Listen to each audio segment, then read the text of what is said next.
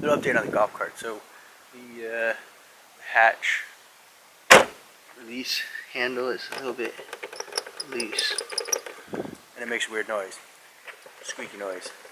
It's annoying when you try to open the trunk. So we're going to take this apart, take a look at it, see if we can fix it. Maybe some bolts or something are loose. There's a couple tools that we're gonna need. Panel popper, pretty standard, nothing special about that one. Or this one, a couple of panel poppers. So we got both of those there. There's a panel that goes right up here, this guy right here, and there's a couple of clips, and they just kind of pull out. So you just pull this one out.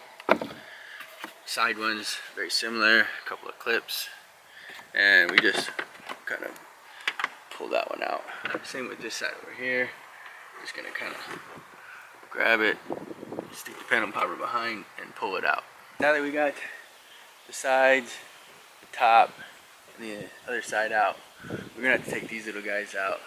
Just a small little pry tool in there, pull that out, and then pull it out. That's it for that. And there'll be a couple more of them around the sides. We're gonna take all those off. Just the panel, it came off from up here.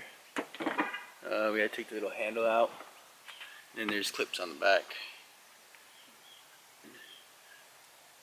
Now we're underneath here, and it looks like it's missing a nut.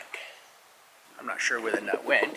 Inside of the trunk here, and these are the wires for the release and the locking mechanism for the buttons on the trunk. And then we got a nut here and a missing nut here.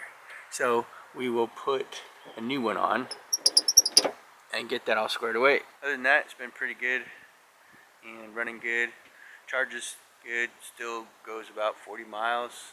Haven't had any issues with that. Thoroughly enjoying it. Electric cars are fun. Throw everything back together, and that's the update on the golf cart.